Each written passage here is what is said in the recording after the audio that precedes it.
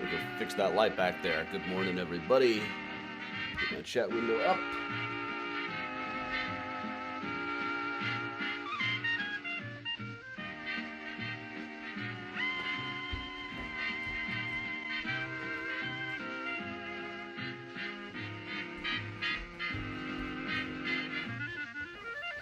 Well, that's a bit better.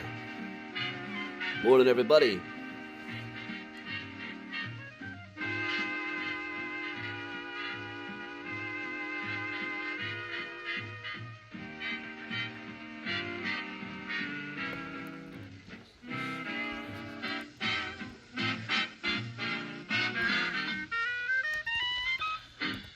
Benny Goodman, ladies and gentlemen, the man with the torrid clarinet and the even more torrid band who purveys assorted rhythms, all danceable, in the urban room of the Congress Hotel in Chicago. Morning, everybody. Oh, hey, Miles. Morning, Timothy, Martin, Don, Lisa, Jerry. Hey, goodies. Hey, everybody.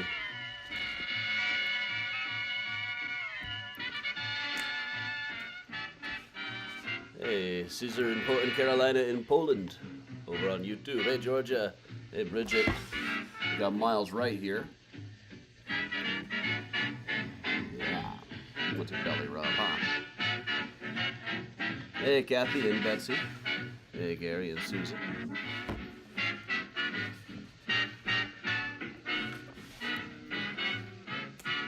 Hey, Tato. Hey, Denise. Ah, here we go, Miles. Here we go. Should not actually have this window up. We should actually be over on here. Octavio. Good morning, Bridget and Bridget's mom.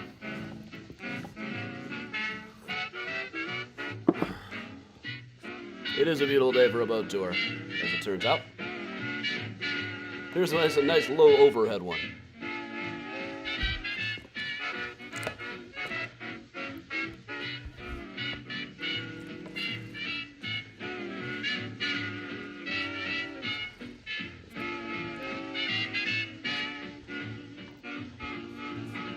Miles is just up here purring and purring right now.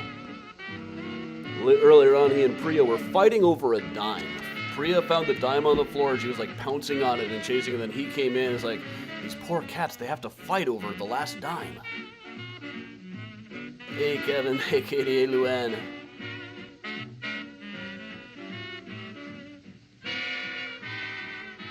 I just noticed that window's open, so he might be hanging out there a bit. It was really hot in here this morning. Hey, Sue. Hey, Wendy. And Suzanne. Hey, Ann in Bloomington.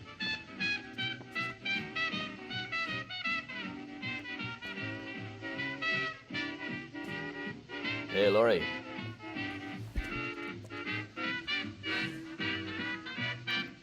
Morning, everybody. Hey, Vicky.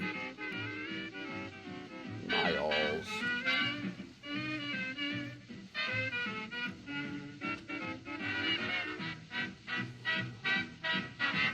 Hey, Kathleen. Hey, Kathy. This is me copying the Bob Dylan outfit. You know I love copying outfits from rock stars. Hey, Miles. Be careful, Miles. Careful. Boker Tov, Lisa. I may have finally hit the point on Duolingo where I can go no further on Hebrew. I'm about lost. The words get bigger and longer. Like having to keep remember the word for internship that I don't really need.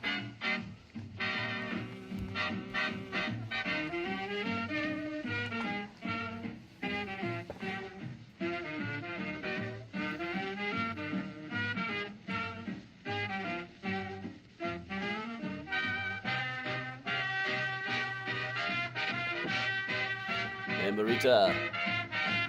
And hey, Eileen. Benny Goodman presents Helen Ward singing With All My Heart.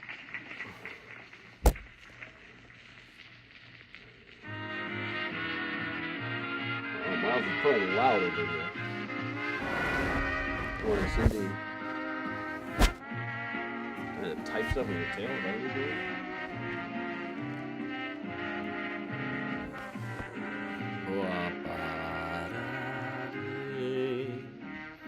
Now, I made a mistake when I posted this. When I posted this, we were getting a bunch of pre-orders, which doesn't really happen much these days. But I had it set to stop after like the top, having tickets be available for sale after like the first day. So hence,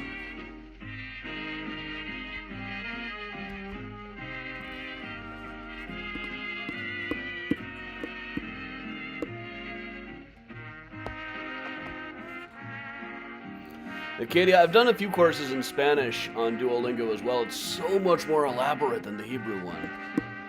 The Hebrew one is really pretty bare bones. I think most of them are, other than the Spanish one. Hey, Dad.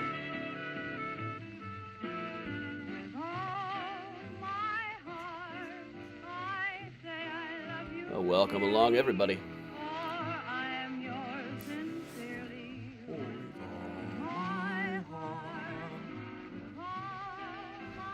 I'm trying to learn a couple of dance steps lately. I tried to learn the droop.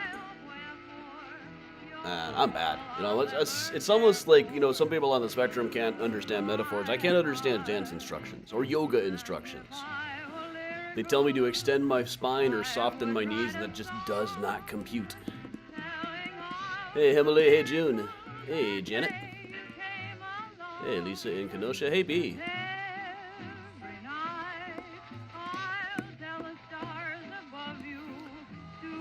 I've also tried to get the Axl Rose snake dance down, but I can't. I can do it like from the waist up, sure.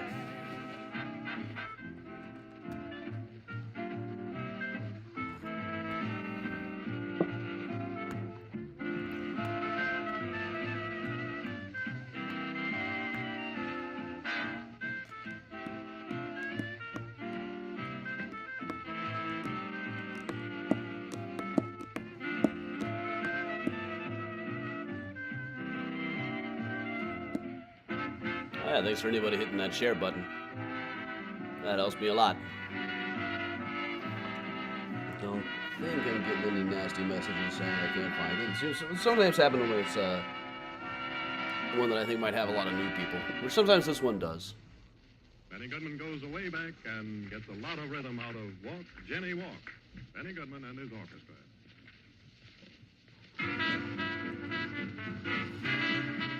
Good morning, Karen. Bob, I also have 2 left feet, and neither of them are where the left foot is supposed to be. But I have seen you dance. Come on. Hey, Christine. Good morning, everybody. I'm a little bit nervous about this one. I haven't done a boat tour in about 4 months. And I never keep up a real cheat sheet for this. There's a lot more bits and pieces in a boat tour. But it's about time I got ready for the summer season anyway. I'll probably pick up a few shifts to stay in practice so we're ready for Mystericon.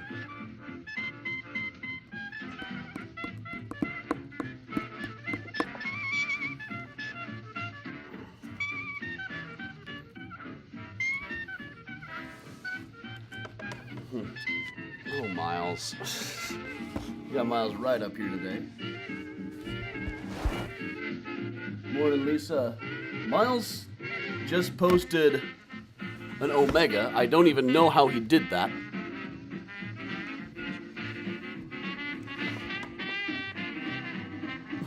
Miles, are you speaking Greek? And he's just trying to say, yeah, dance instructions are Greek to me. And he's trying to knock the Springsteen album off the wall. Hey, Maureen. Hey, Ann.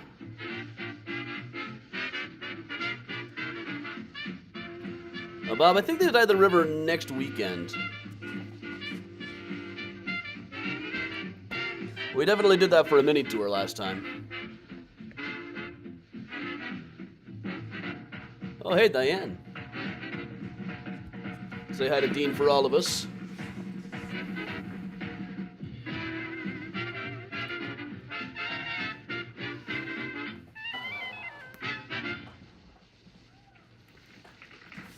Hey, Grandma Belle. Hey, Keely. And they all loved it. They all loved those bastards when they played by Benny Goodman.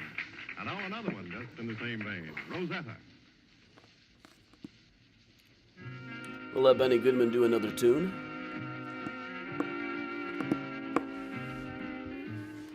I've been having fun today messing with contrast and brightness and everything on this fantastic picture, which I found in the Chicago American yesterday. Look at this. This is like Nighthawks for 1901.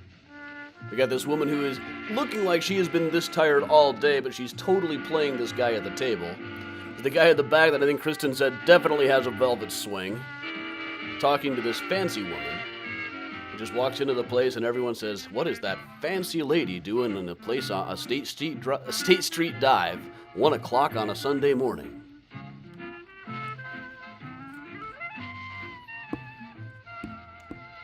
Yep, they do in fact make the river look like Ecto Cooler.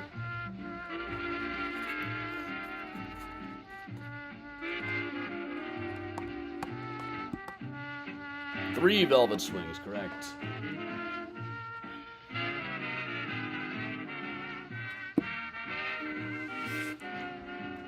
If I get that big enough and just match the frame properly. Good morning, everybody. We're going to let Benny Goodman finish up one more tune. And then I will get started on this virtual boat ride. Guten Tag, Evangelina.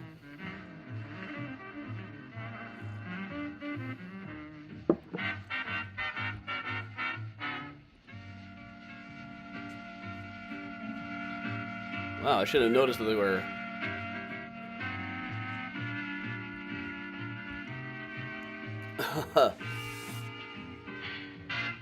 Kathy, you can still buy Green Rivers in any store in Chicago. Any grocery store. They're bottled now, but you can get them anywhere. Suddenly getting a bunch of pre-order notifications. Thanks, guys. Thanks, everybody out there who's hitting those Eventbrite buttons, or the PayPal, or the Venmo, or joining the Patreon.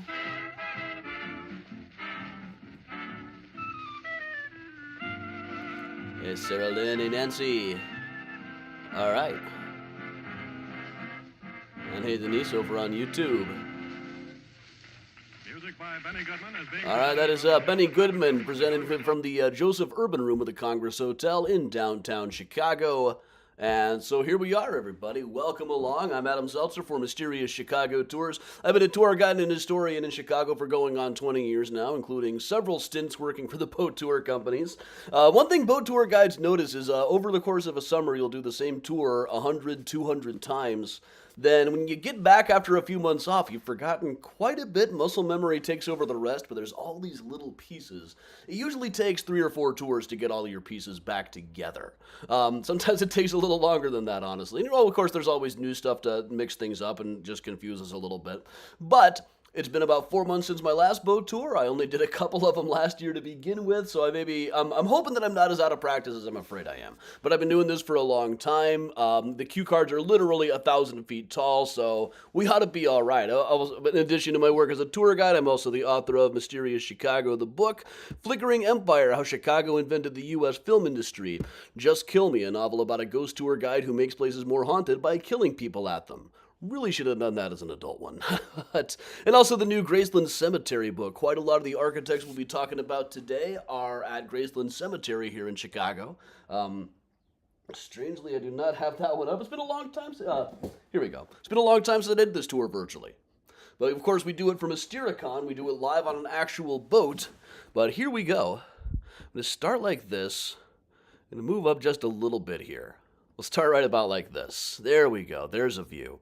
We are sailing right now through DuSable Harbor, named after Jean-Baptiste Point DuSable, the first non-native settler in Chicago. But once we get to where there's land, we are actually going into Streeterville. 1888, Captain George Wellington Streeter crashed his houseboat onto the shore back when the shoreline was at Lake Michigan. It was at Michigan Avenue, hence the name Michigan Avenue.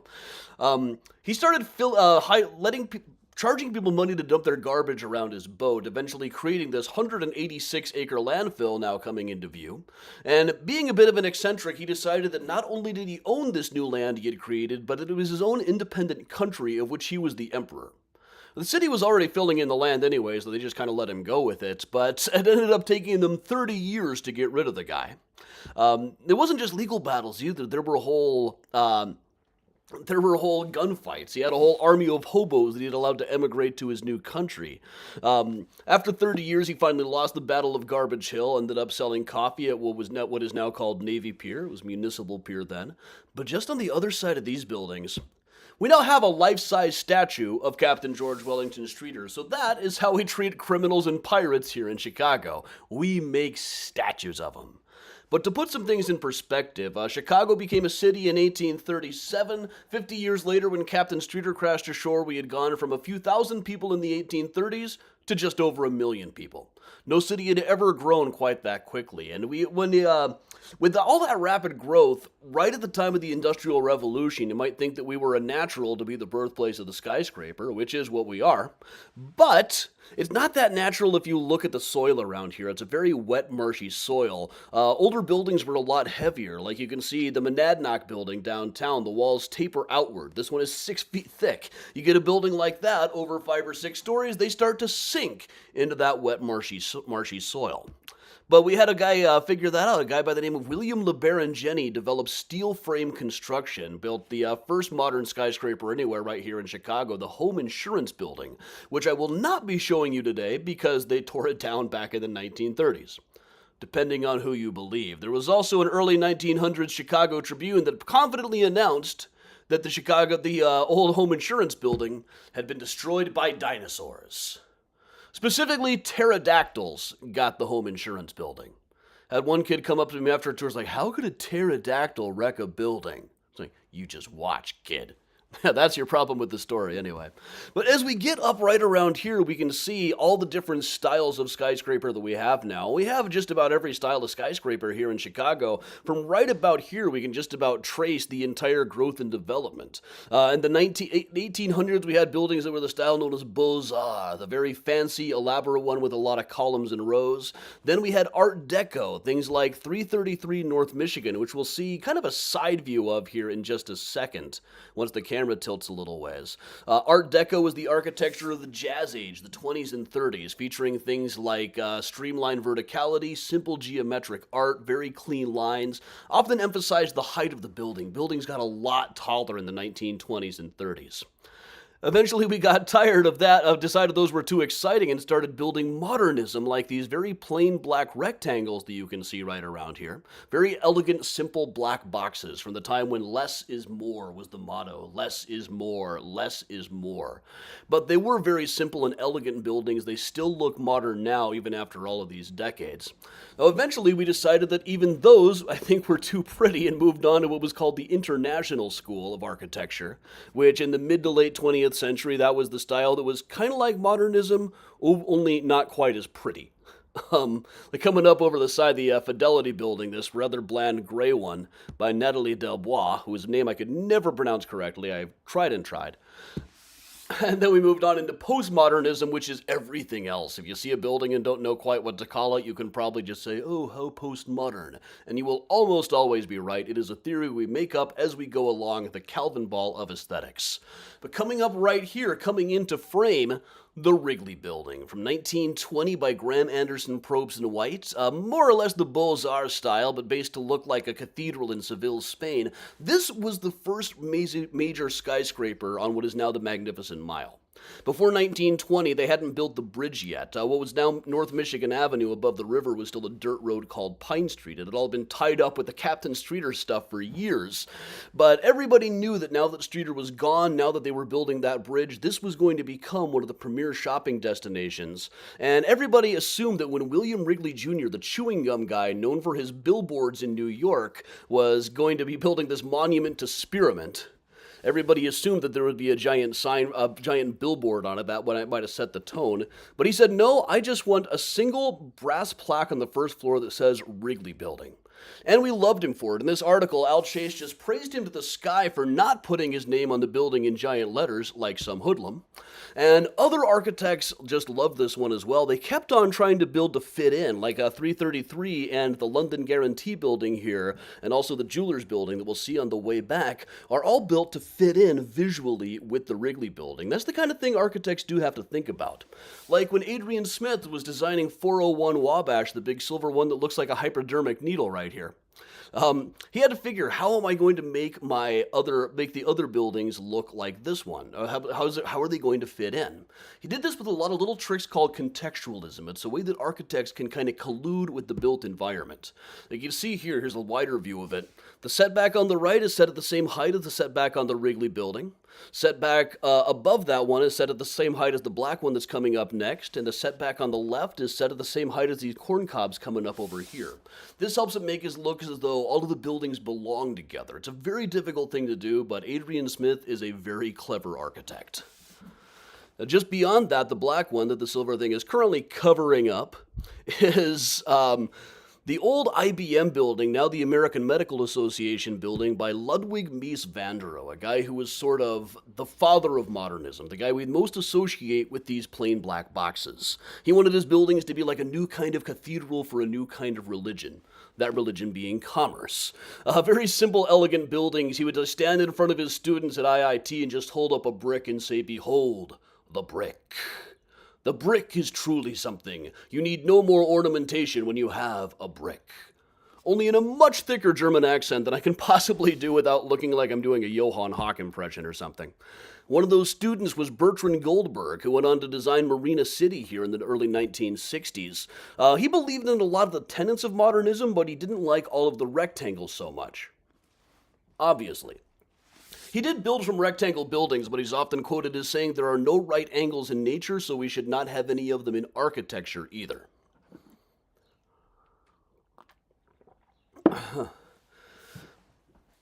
Coming up right over here, though, we got a better view of that. There's an old urban legend that they were built to accommodate flying cars on these bottom floors that are for parking. It would have worked. They were very futuristic buildings, and Goldberg was not just an architect. In his heart of hearts, he was also a bit of a city planner, maybe even a utopian idealist. These places were built to be like a city within a city.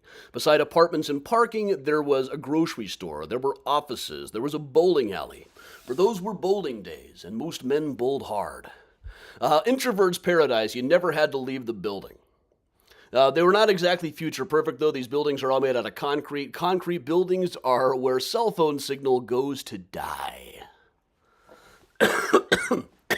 They just weren't planning on that in the 60s. Take a quick look here. Well, being made of concrete like that ties them in to 55 Wacker here, the old Blue Cross building, designed by a guy named Otto Stark, who happens to be my next door neighbor right now.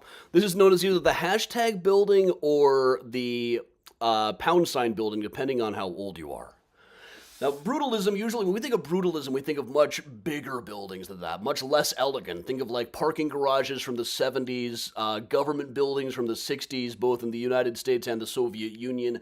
These massive hulking slabs of concrete that were very popular in the 60s, very unpopular for the most of the last 30 years, but now suddenly people are starting to say again that they love brutalism unironically. Everything comes back sooner or later. I never thought that one would, or fanny packs for that matter. Here we got one of the older ones we see on the tour, the Reed Murdoch building from 1912, as close as we get to the Prairie School of Architecture, emphasizing the horizontal, with these little design elements between the windows that are supposed to look like wheat shafts. That reflects the fact that this was a grocery warehouse at the time. Prairie School architects liked the outside to reflect the inside a bit. Now, it used to be the clock tower was right in the middle. It's off-center now. They lopped off part of the building when they added the LaSalle Street Bridge here. Now, it didn't used to be there wasn't always a bridge there. There used to be a tunnel underneath the river at LaSalle Street. And it's still down there. It's been full of damn sand for years. There's tunnels like that all over the place around the city. They used it initially as a pedestrian tunnel that became an escape route during the Great Chicago Fire. Then it was used for streetcars after that. Not to mention there's about 60 miles of old streetcar rounds underneath the ground over there. 60 miles of old freight tunnels underneath the loop. Here we got the best example we see of the Chicago School of Architecture, one that came in between Beaux-Arts and Art Deco. This is the old Chase Sanborn Coffee Warehouse by Lars Hallberg.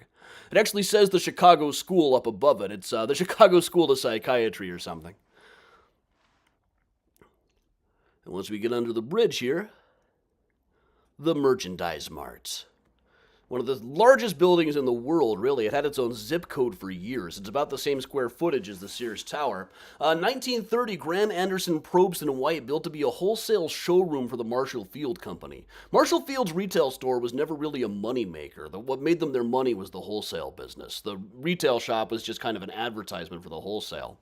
These things out front look like are busts of the giants of merchandising, guys like Marshall Field himself. Montgomery Ward is up there. I always wish you could put a quarter in a slot and get him talking. Like, get Marshall Field up there saying, I'm Marshall Field. I was a total jerk who got all my good ideas from Harry Selfridge and gave him no credit whatsoever. Ha, ha, ha, ha. Tried to borrow money from Cyrus McCormick, and you know where he made his money. All right. We'll get under the bridge. I don't know why I think Marshall Field laughed like the Count, but I thought of that a while ago, and I'm sticking with it.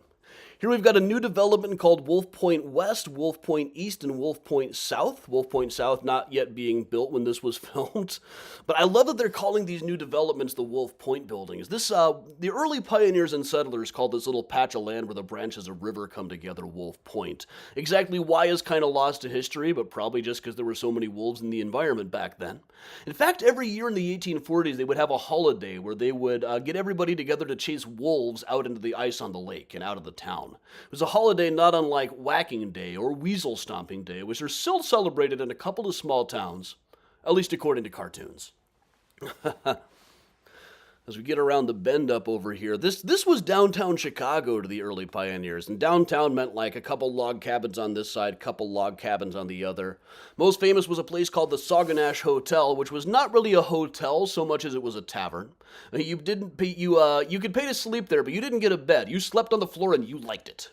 You could rent a blanket, but if you fell asleep under it, they'd rent it to somebody else who was awake enough to enjoy it. And possibly not just to be a jerk. It was probably hard to get clean laundry back then. Little things like that we don't always think about. Like how hard it's been until very recently to get ice. My apartment still has a place where the Iceman would deliver the ice. This pink building up here is the old cold storage warehouse. And back when it was built, cold storage was a lot trickier. The walls were about 3 feet thick. You can see that in some of the cutouts. They didn't have any windows at the time. The walls were stuffed with frozen horsehair, frozen cork, and some kind of ammonia brine that was pumped through the place as a coolant. Eventually, Harry Weiss, the architect, decided he wanted to turn it into condos and lofts. To do that, he had to haul away 500 train car loads of frozen horsehair. He had to cut out all of the windows and air the whole building out for several months. It would have been a lot cheaper just to tear it down and put up something else, but Harry Weiss was a very preservation-minded architect. They used to say, never stand next to Harry Weiss for 5 entire minutes, otherwise he might have you declared a landmark. Then you'll have to get a public hearing every time you want to get your hair cut. He also designed over here the river cottages coming up. It wasn't just a preservation guy, also a very innovative and creative architect in his own right.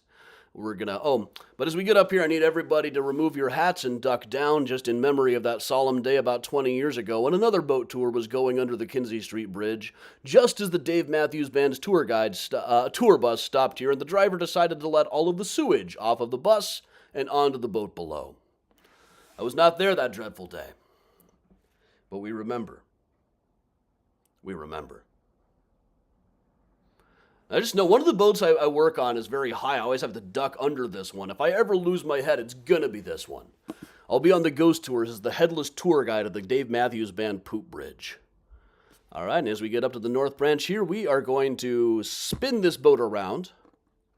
I'm going to turn this boat right back around and head down the South Branch. Going just past the Kinzie townhouses here on the right. Up ahead of us, we've got a view of what is some call the Viagra Bridge, the Kinzie Street Railroad Bridge. This was the largest steel drawbridge in the world when it was built. At the time, it went up and down to accommodate boats or trains, depending on what was passing, about 30 times a day. By the 90s, only one train was still using it, so they eventually, when that one stopped too, they just left it up all the time. I understand they still lower it down occasionally. You hear rumors of this, but it's never when I'm out there. You know I'm just going to come running if it ever happens, though. Once again, we will duck underneath the Dave Matthews Band Poop Bridge. Oh yeah, I should do a folk song about that. We remember the Dave Matthews Poop Bridge. Crash into me. I only know a handful of Dave Matthews tunes. All right, so Harry Weiss, once again, designed the river cottages that opened in 1990, four cool townhouses designed to look like the sailboats and schooners that used to sail up to Wolf Point. And I love that only one of them has ever come up onto the market, I think. It sold very quickly for just over $2 million. The inside of them looks exactly like Pee-wee's Playhouse. I compare a lot of architecture to Pee-wee's Playhouse. It's just something that I do. We got an elegant view of the River Canyon coming up right here. This curving one coming up is the River Bend building. It's mansionettes down below, condos up top. Middle section is a parking garage. Parking garages, it's so narrow in here, they don't have curves like a normal one. There's elevators that take the cars up to the different level. Car elevators are something we've been experimenting with in Chicago since the 1920s when Frederick Dinkelberg started inventing stuff like that. Now, we're trying to cram a lot of stuff into a small space here. We have to get kind of creative to do it. The challenge is to do it with style. Like, take this wall of what looked like portholes here. These tie it visually back to the river cottages and to a couple of buildings on the other side of the river from here, but they also serve a function. There's full of fans that are pumping out diesel exhaust fumes from the railroad tracks that are hidden back behind that wall. A lot of these buildings are built on what's called air rights. In the 20s, the railroads figured out they could make more money by selling the rights to the air above the tracks. So you could build a building there, you just had to leave room for the train to go by. Which was not easy, but they did it over and over and over again. And speaking of difficult feats of engineering, right in front of us, you can see this one that looks like it's got a wedge chopped out of it. This is really the only place to get a great view of this building. And the skyline, it just mixes in. But this is 150 North Riverside by Getch Partners, or 155. When its numbers, I can never quite remember. It's built on a very, very small patch of land. They had to stay X number of feet back from the water, and then they ran into railroad tracks right on the other side. So in order to build here, they could develop what is called a core-supported structure. We'll get underneath here. Getch Partners finally was able to do this. That stone portion you can see right behind me there is really holding up the whole rest of the building. They had that rise up until it was out of everything's way. Then you can see the building flares outward here, creating its own space up in the sky. Really a tremendous feat of engineering. And up on the top, now, you might have heard that tall buildings are known to sway in the wind a little bit. Officially, they don't sway, what they do is give. But that means the same thing if you're not an engineer. So to lessen the effect, they got on the top a thing called a liquid-tuned mass damper. What it is just a really massive tank of water that's designed so that when the wind blows one way, the water will flow the other way to keep everything steady. It's ingenious, but it's also such basic physics if you think about it. It's like something the ancient Romans might have done if they were building 750-foot skyscrapers like that. Welcome those of you just joining us. We're doing a virtual architecture boat tour here this morning.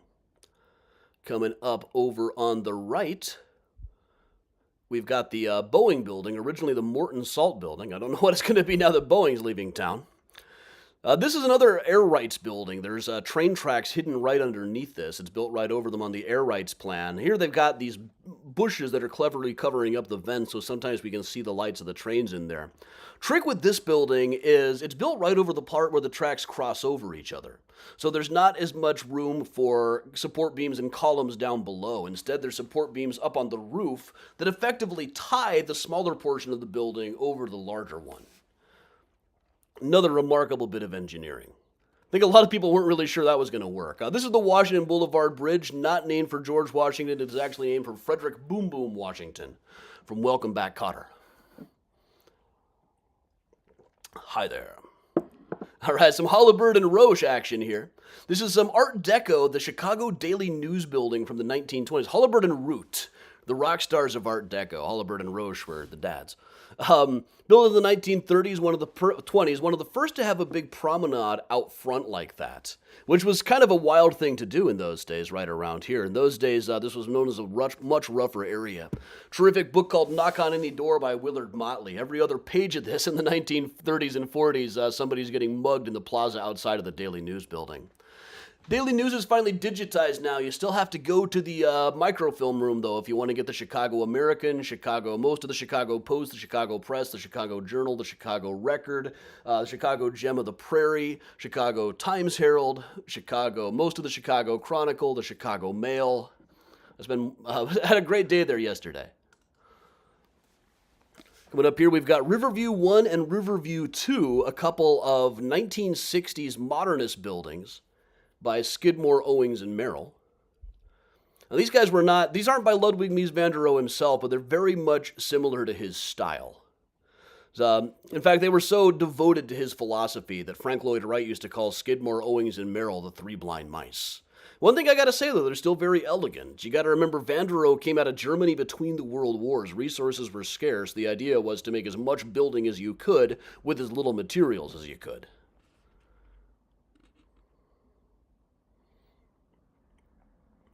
Just beyond that, there we've got Riverview 3, where they started to finally move beyond black boxes and try up a different color. White boxes. Certainly blew a lot of minds, I am sure. That's by Skidmore, Owings, and Merrill standards of the time, that is almost postmodern. A little more postmodern is just beyond that. You can see the curving glass one of Riverview 4, which nobody actually calls Riverview 4. And also there's a little bridge tender house right here. At one time there was a bridge tender station in these things all the time to raise them up and down. Often they actually have 4 bridge tender houses set up, but there was never a need for that. It's just there for symmetry, really. Going under the Adams Street Bridge right now, named after me. Right ahead of us, this little black box with the X's on it in between the Riverview buildings is an old, a place the Tribune once described as like a small black box heavily strapped with steel cables, as though we were holding in something volatile, something that had to be contained or else it would explode. It's a pretty good description of what that place used to be like. It was an old commodities trading place where guys would yell and scream at each other over oat, corn, and barley deals. Right here, you can see this one with the design. This is a 300 Wacker. There's a better view of it here. Originally, it just had this plain cement slab over the elevator shaft. The Chicago Reader called it conspicuously dull. So they got tired of that and decided to add this design element. What this design is a map of the Chicago River. You see that little red dot right below. I'll have a better view as we get under. That is the "You Are Here" portion. So you can kind of plot out the whole rest of the trip right here. And that almost immediately raised the value of the building. I used to point this out as a really good example of bad modernism. In a good modernism, you can never see the seams, you can never see the screws. That one, you see all of them. Slightly better view of the postmodernism of Riverview 4. And beyond this, back to Art Deco with the old post office by Grant Anderson, Probst, and White. Now, this has now been redone as offices. There is a park up on the roof that I haven't been able to get to yet, but one day we will play in that park. And probably not fall off of the edge. But this was about as technologically advanced as post offices got in the 30s. It's an air rights building, so trains could go right underneath there to pick up mail. They even experimented with having auto gyros fly from the roof to the airport to take mail to the airport. I don't think the experiment lasted very long, but it was kind of cool to try. Now, this was filmed before they had really fixed it up. Now there's a lot more offices in here, and it looks so much better. It really looks much more like Art Deco now. For a long time, I would point this out to people and say, it is Art Deco. I know it doesn't look like it, but it is. Took them, it sat empty for a good 20 years. They would go through plan after plan and idea after idea, but the developer would turn out to be a con artist, or they would catch fire, or the plans would fall apart. Any way it could fall apart, it kind of did.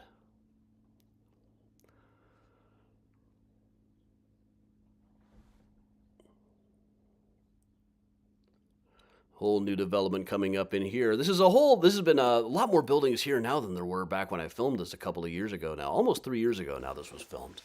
But this is a whole new mixed-use development. Mixed use has really been the style of the day. The idea is it's a place where there are residences, but there are also shops there, there are offices there. A little further down is a place called the Roosevelt Collection, which is a movie theater plus mall shops and apartments. Up on the north side, there's a place called New City, movie theater, mall shops, apartments.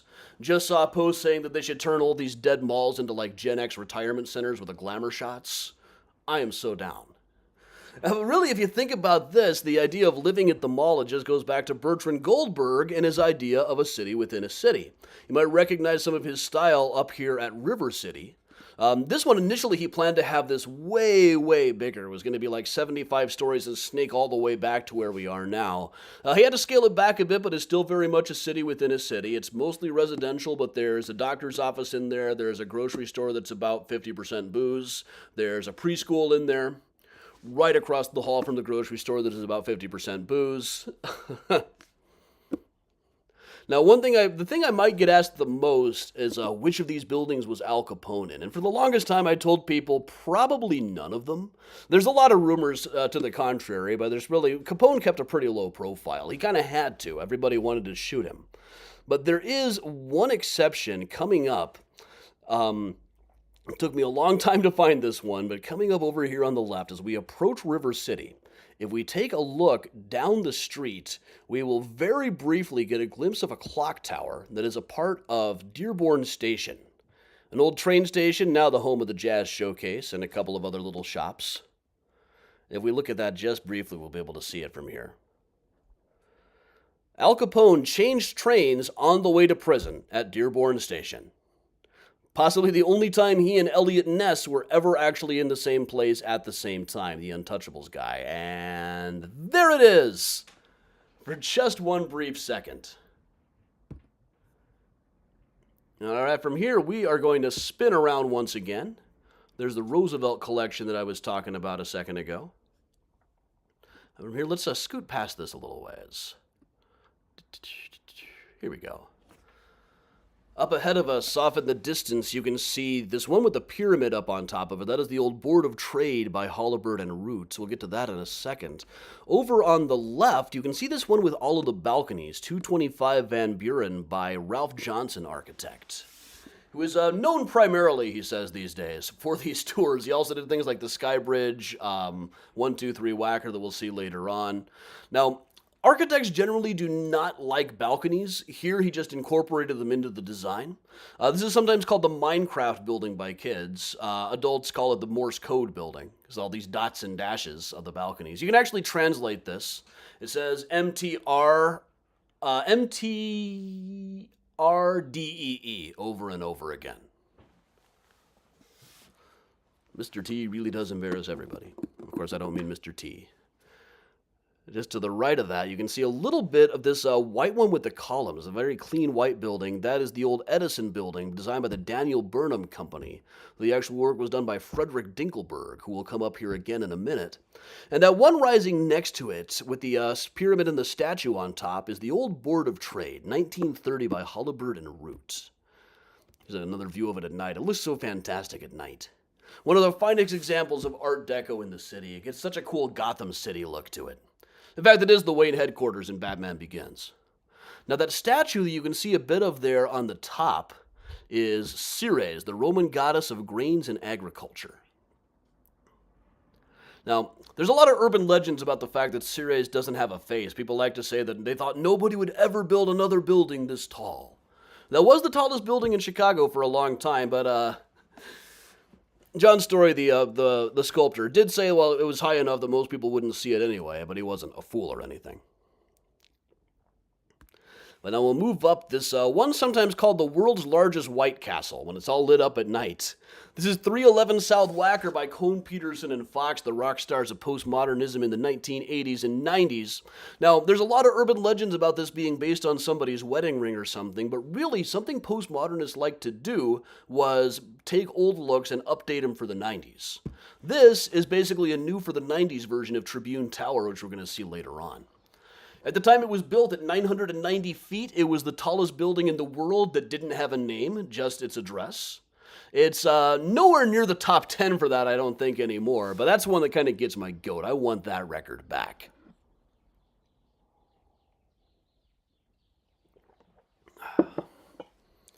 Get underneath here while I chug some of this tea.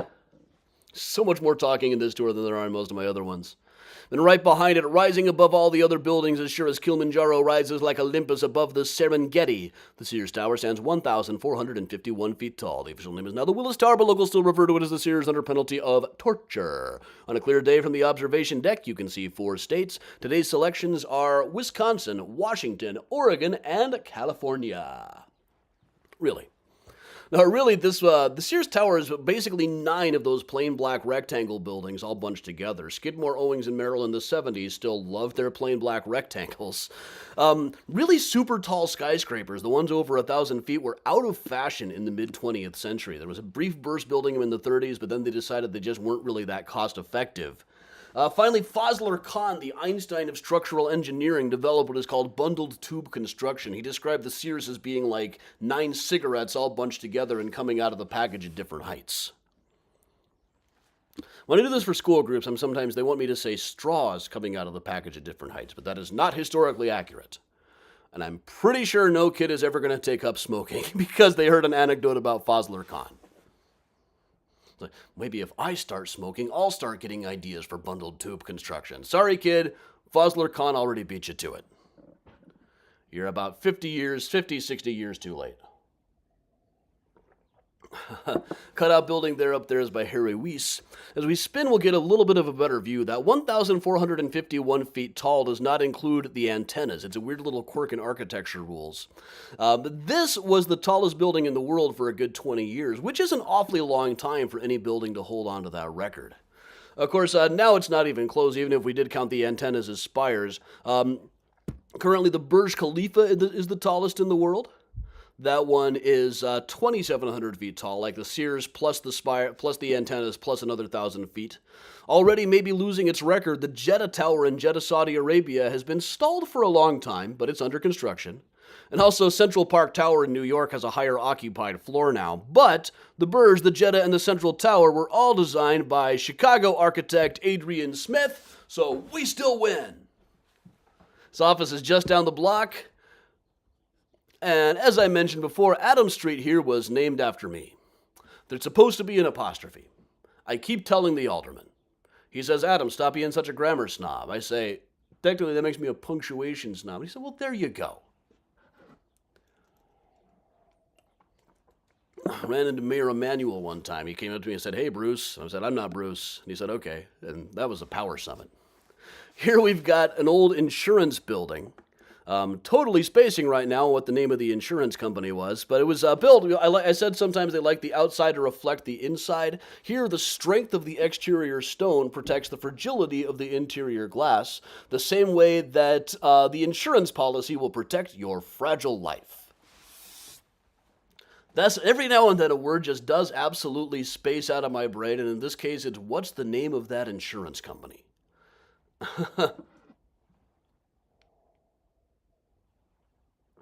It was one of the companies that H.H. Holmes tried to swindle unsuccessfully. Hartford Insurance. Okay. The Hartford Insurance Company. Sorry, Mr. Hartford. Pop over here to the old, this is another commodities trading building here. This was built, they always want corner offices when they're executives. I don't know many executives, so I wouldn't know for sure, but I understand a corner office is the thing you want to get. Normally you get 4 per floor. Here these are built differently so that there are more corner offices to go around. That way nobody has to feel left out. Everybody gets to feel like a winner. Which sounds like a great setup for a joke about millennials or Gen Z, but it was actually for baby boomers. And I'm a couple of years older than the millennials myself, but I have tried avocado toast. I liked it. $12, I better have liked it. Tuck under the bridge here a bit.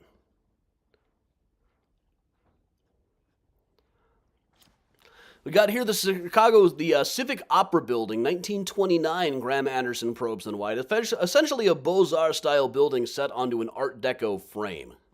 That's how I sometimes describe it. Built by a guy named Samuel Insull, who lived up in the penthouse until he lost all of his money. During the Depression, as one does. Now, there's a lot of urban legends about it being shaped like a throne. Really, the 2 towers on the side were supposed to be office buildings whose rent money would keep the opera afloat. Insull had been involved in operas for years. He knew they didn't make money, even if you sold every ticket. Plays opened right after the stock market crash in 1929. It still did pretty well. The effects of that stock market crash didn't filter all the way down right away. Coming up here, there used to be a 1950s Graham Anderson Probes in a white one called General Growth Properties. Used to stand right here. You see these walls of corrugated metal. If you look down below, they saved some of the corrugated metal. I love that about them. But I kind of liked this one better. It was a very unpopular building on the river, but I liked it because it was just so different than everything else. Now we got this one held up by Embraces by Getch Partners. We have Embraced the Embrace. Sorry, I'll see myself out. But just behind it, we'll get a quick look at 123 Whacker by Ralph Johnson. This is supposed to be a postmodern version of the old Civic Opera building. Having a decorative roof was still a really big thing in 1986. It was a really big shocker, as buildings hadn't had anything like that in so long. Also, he designed it with computers, much to the distaste of people like Otto Stark. This bills itself as Chicago's first Starbucks. It's not really, but it's definitely an older one. I worked one shift that they still had the old school espresso machine back in the day. Right here, Holabird and Roche, the firm that came out of William LeBaron Jennings' office, but before Holabird and Root, designed this, the Great Lakes building, about 1910. One of the oldest buildings we still see, adds a splash of color right when we kind of need it. It's not using what we call the best and tallest possible use of the space, so it would be only fair to assume that this one's probably endangered. But I hope that this one hangs on. Like, the General Growth Properties building, of course, did not hang on. And financially, that, of course, makes sense.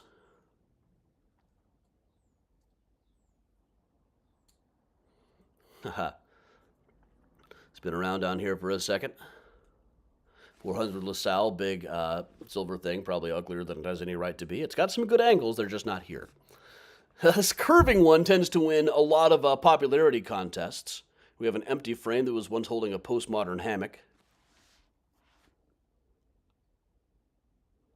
But this is 333 North Wacker, the New Veen building. This one tends to win a lot of popularity contests. It's a very simple building, but it blends right in, lots of little touches.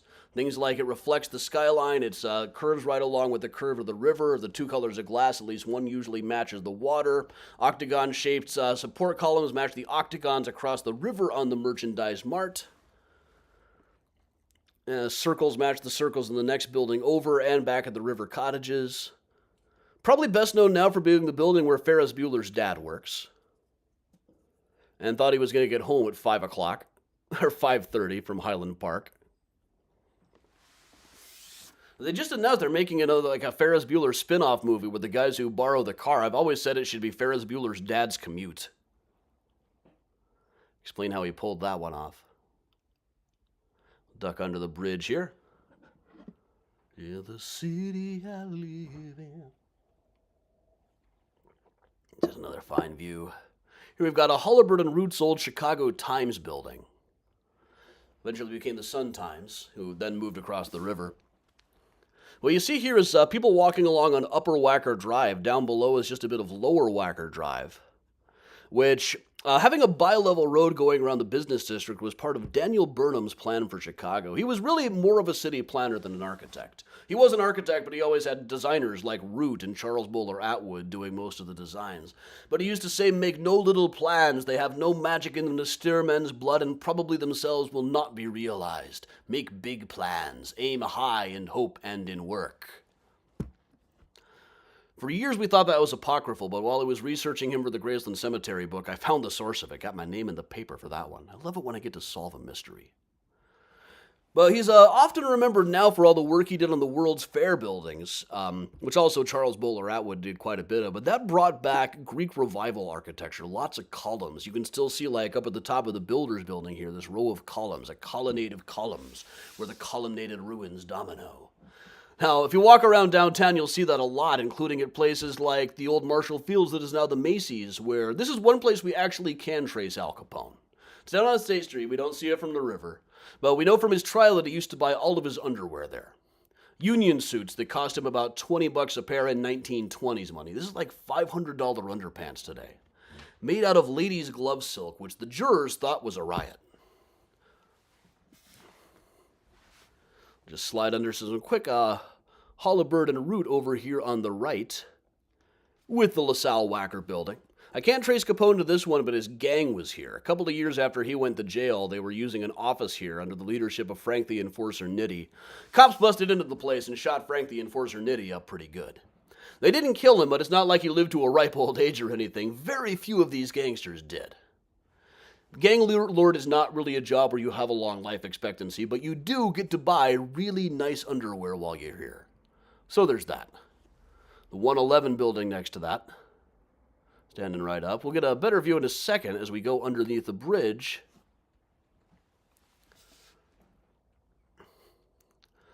We will see 77 Wacker, the United Building, 1990 to Stefano and Partners. Ricardo Bofill, the architect. When it reflects the clouds, it's like it blends right in so you can see right through it. Postmodern Greek Parthenon up on the top. Greek-style pediment roof with 4 of the columns extending all the way down to tie the whole building together.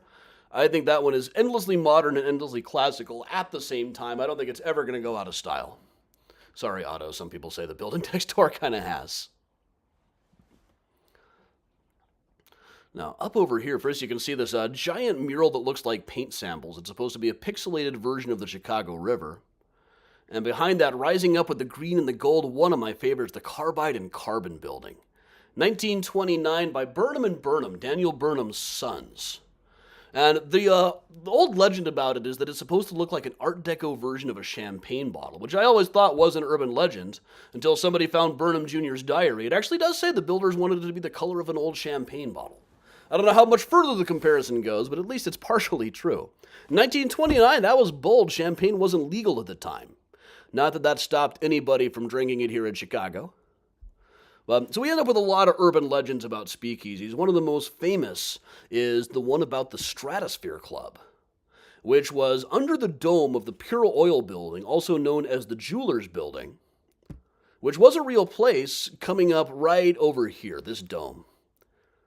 Now, the thing is, it didn't open till well after Prohibition ended, though. All the stories about Al Capone throwing parties there are complete nonsense. But this was designed by Frederick Dinkelberg, who had been working with Daniel Burnham before he started his own firm after Burnham's death. Also designed things like the Flatiron Building in New York. Had the world's largest car elevator. If you go on Google Patents, you can find some of Dinkelberg's stuff. Dinkelberg is maybe the most unjustly forgotten architect that we've got around here. And that's saying something. We've got a lot of unjustly forgotten architects. He's been the subject of our mini tours the last week, The Mysteries of Frederick Dinkelberg. And he will be on the Patreon next week. That's patreon.com/AdamChicago. Drop those off. A couple of them here. The London Guarantee Building on the left by Samuel Al Schuler, whose father took the first photograph of Abraham Lincoln with a beard. Just recently renamed the London House again after a jazz club that used to be there back in the old days. You can still go on Spotify, look up Sarah Vaughan Live After Hours at the London House, recorded live right in there. Just beyond that, Halliburton Roots, 333 North Michigan from the 1920s, some Art Deco, based on the design that came in second when the Chicago Tribune had a contest to design their new tower. Before I get into that one, I want to talk just briefly about the one that's about to emerge to the left of it. That'll have a big yellow onion dome on top. You see that one coming up? There it is. The old Medina Athletic Club, now the Intercontinental Hotel. Now, according to building folklore, they originally didn't plan to have that onion dome on top. They planned to have the roof be a landing pad for Zeppelins. This was an era people were still saying, in 5 years, everybody's going to be traveling by Zeppelin. Why, if we don't have a landing pad, we will be obsolete. But it never would have worked. But I got to imagine there's probably somebody on every board of directors who wouldn't shut up about Zeppelins. I would absolutely believe that. And now the Chicago Tribune Tower. Up until recently, really was the Chicago Tribune's headquarters. It's now been rebuilt to house condos in the Museum of Ice Cream, which is a museum that's really more of a selfie stop. You're not actually playing in sprinkles that anyone's going to eat. Beyond that, NBC Tower, my favorite Adrian Smith building, based roughly on the design of 30 Rock. We're supposed to call this postmodern because it's from the 80s, but really it is more Art Deco than Art Deco. Echo Deco, they sometimes call it. Streamlined verticality, simple geometric art. I always feel like Superman ought to be flying around the spire of that one. I love it. We'll tilt our head slightly here. Behind See a couple of rather bland modernist buildings, plus the Aon building right there, and two Prudential Plaza, the pointy one with the spire, which including the spire is 990 feet tall, which drives me nuts. If I were 998 feet tall, if you like went up there and taped a yardstick to the top of it, it would be over 1,000. Behind the rather bland modernist ones, we've got this one that you'll be able to see with the wavy balconies. This is called Aqua Tower by the Chicago architect Jeannie Gang of Studio Gang. At the time it was built, it's mostly residential. Lady Gaga had a place there for a while. It was, at the time, just briefly, the tallest building in the world designed by a woman. It didn't hold on to that record for very long. But Jeannie Gang has now taken it back. Now, again, this filming's a little bit out of date. It's been a few years since I made this filming. But coming up over on the right, once we get under the bridge, rising up and up and up, the St. Regis Hotel, also known as the Wanda Vista Building. This is also by Jeannie Gang, over 1,200 feet tall. Absolutely a stunning building. This isn't the best footage I could get of it. The sun's just not hitting it right.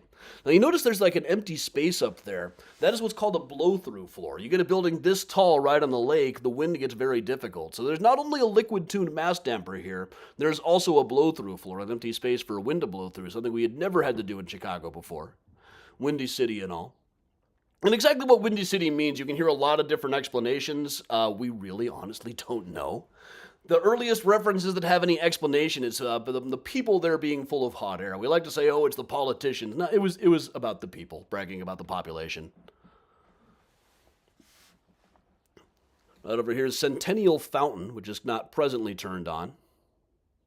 And just beyond that, they were initially planning to build the Chicago Spire, which doesn't look naughty at all. Get your minds out of the gutter.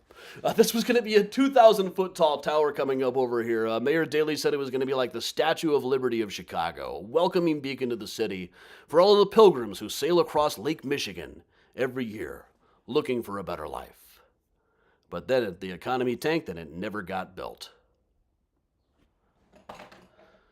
But all right, you blowholes. That will bring us right back where we started from, so a brief plug for the next upcoming event. Wednesday night, right back here at Mysterious Chicago, we are going to be doing Swindlers, Gamblers, and Con Artists of Old Chicago. I love that tour. It's been a long time since I did it. Found a lot of new stuff to talk about. In fact, I've been working on an article for the Tribune all week about all the swindlers, gamblers, and con artists that the Chicago Daily Inter-Ocean said were helping to re-elect Mayor Harrison. Guys with names like Kid Roach, Nobby Clark, 7-Up Jim, 16 Mule Pete, Tommy the Clock. Most of these guys did not exist. The Inter-Ocean was owned by a guy who had bought it just to promote his business interest, which Harrison had squashed. So he was using the newspaper just to get revenge. And also we've been taking some meetings. We've been sending out some emails trying to line up venues for Mysterious Chicago dinners. I was just thinking over the course of this, Sauganash Hotel. How rowdy can we get? That'd be kind of a fun one to recreate. And of course, on Fridays at 7 p.m., we do the Patty Vasquez Show Whiskey and a Cookie Show on the Patty Vasquez Show Facebook page, where we talk about the events of the week over whiskey and cookies. And with that, everybody, so thanks a lot for joining me. I'm Adam from Mysterious Chicago Tours. I will see you tomorrow morning for a morning mini tour at 10. Tomorrow is Mural Monday. And until then, everybody, stay spooky, folks. I'll just put up this here with the, your best bet is to join the Patreon. That's got several different tiers where you get up to 4 different posts a week of cool Chicago history stuff, including ephemera from my collections, new research, new stuff all the time. And then there's a tier where you get pretty much unlimited tickets to the walking tours as well. So thanks everybody who has signed up. Thank everybody who has kicked in. I'm Adam from Mysterious Chicago Tours. We will put the Benny Goodman back on and hang out. All right, I did remember most of that.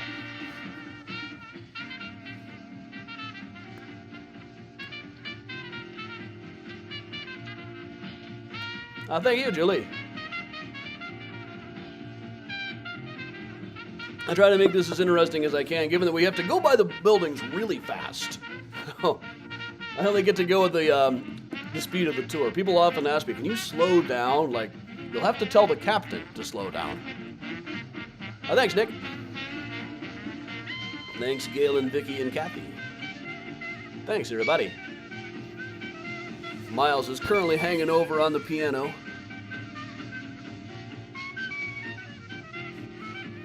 Thanks, Darren and Ann.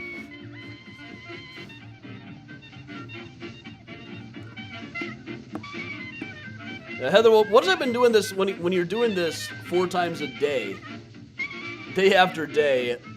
Then, to the extent that you have any vocal cords left, you can pretty much do it in any condition. For a while there on Shoreline, I figured my last tour of the night was the Martini Tour. Now, the companies that run the boat tours generally do not care how good the quality is.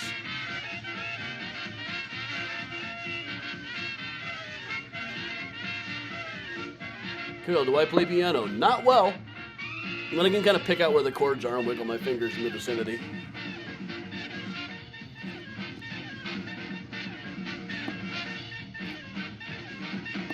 Thank you, David. Thank you, /David. Once had a cool a song called "A Boy Named HTML." His dad's point was, when you die, your tombstone can just say /HTML. Popular tune, Thanks a Million. Or even better, /body.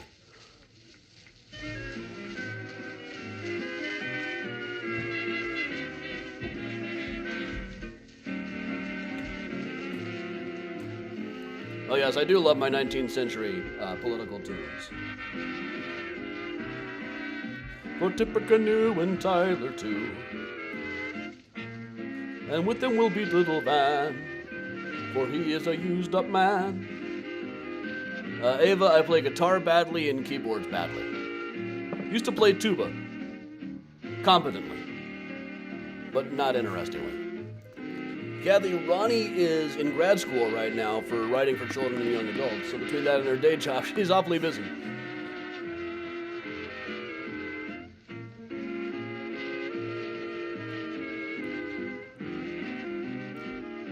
Thanks, Georgia. Thanks for heading to Venmo.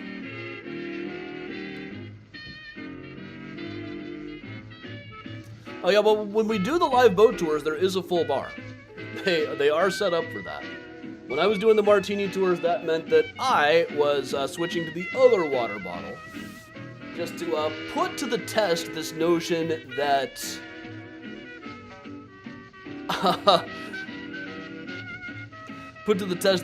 it could be done in any condition. And there were times like I'd say the next sentence, I'd say a sentence that's supposed to come 3 sentences from now and have to critically write to make it all work. It kept things entertaining for me, and I don't think anybody ever noticed.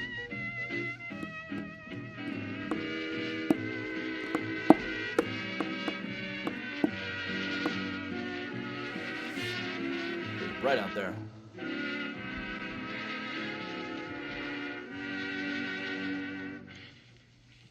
Down Harlem Way, they're all trucking. And here's Helen Ward to tell you all about her. Trucking.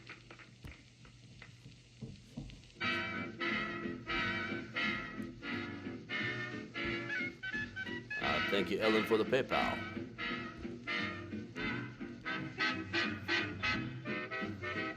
Oh yeah, when I forget to duck on a bridge, you'll all hear about it. It'll make the news.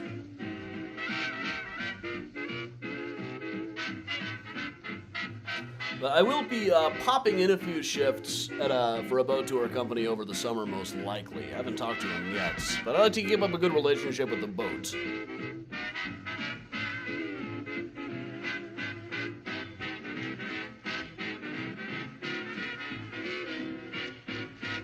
And that's mainly the reason I still keep picking up these things, is partly to keep in practice, and partly so I'm in practice for Mystericon when we do this, and partly just to keep up a relationship with the ship.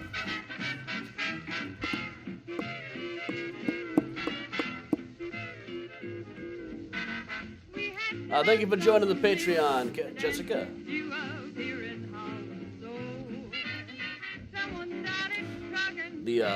The deep research tier, you get a Chicago history story on Monday, a coyote in a cemetery picture on Wednesday, and then on Thursday, like more deep research, usually about whatever we were talking about on Monday. Patricia, yay, but we're actually in the post show now, so it was 10 o'clock Central. But it'll be up for you so you can watch it again shortly.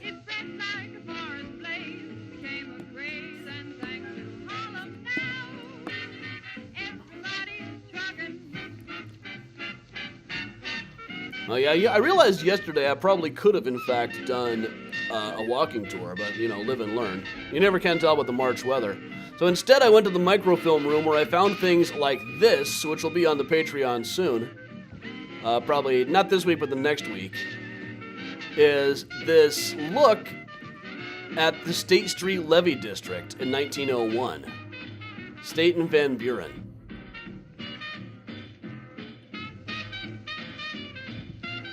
I had to take 2 pictures of the microfilm screen and stitch them together. Can you see where the stitching was?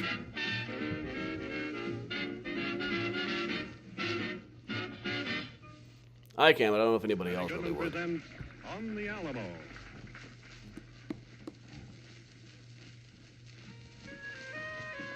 Thanks, Diane. Thanks for hitting the early service just for me up.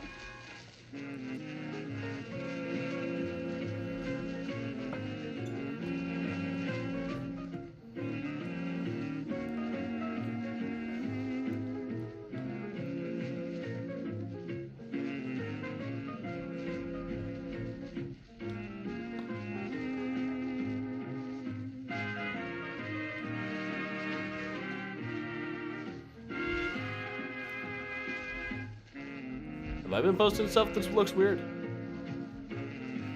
I don't think I have. Oh, that's what John says. Okay. John, when are you talking about pus?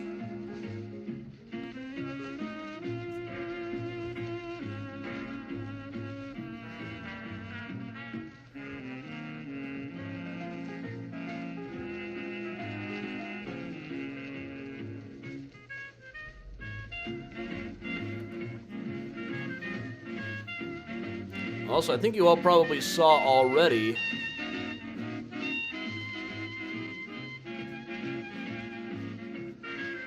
the picture I posted earlier is from the Instagram. Let me just export that really quick.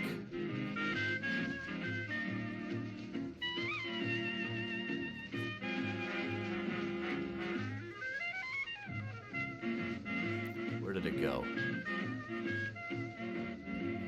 I made a real point of taking pictures of, like, all of the constipation cure ads this week. There's a lot of those. But really, I found this, a theater review.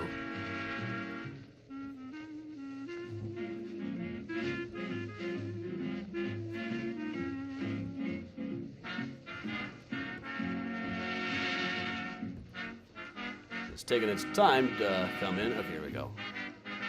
That was on me.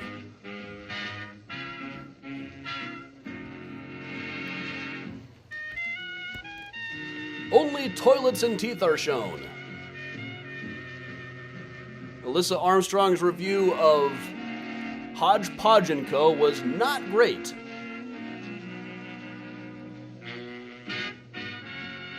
I read the whole review. I'm still not really sure what's going on in this. But by toilets, I think she means people dressing. Benny Goodman and his orchestra, and here Helen Ward sings. But apparently they spent a lot of time on that. This was 1901.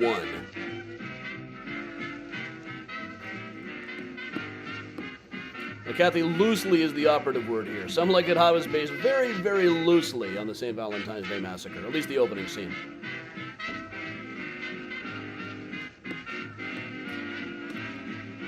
And I was trying to compare coverage in other newspapers of how they covered the 1899 mayoral election. And then Chicago American didn't exist yet, but I thought I'd see how they covered their first one in 1901. It's nothing like what the Inner Ocean was doing in 1899. Nothing like it.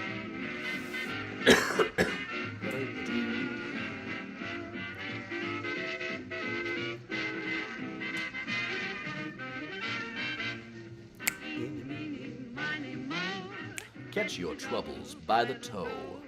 If it hollers, let it go, let it fly away. It's the saying, high and low. Hear it everywhere you go, any time of day. Bigs and wings it, while he sings it. Wise men wings it, even Mr. Crosby sings it.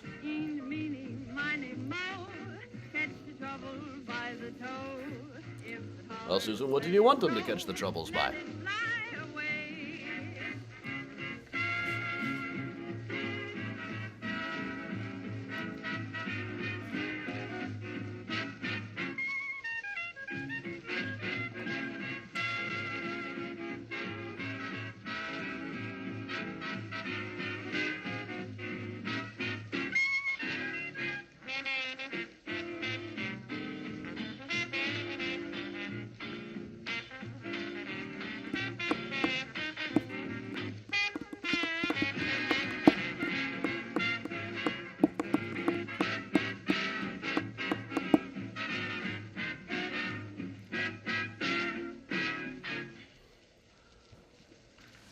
All right, everybody. Well, that being the kind of a tour that really does a number on my vocal cords, I think I'm going to be stepping off in a second. So once more unto the breach with the upcoming events. Where's that button? It is... Oh, okay. All right, so next one coming up. We don't have a date yet on the Mysterious Chicago Dinners, but we're making progress. We've taken a couple of meetings and everything.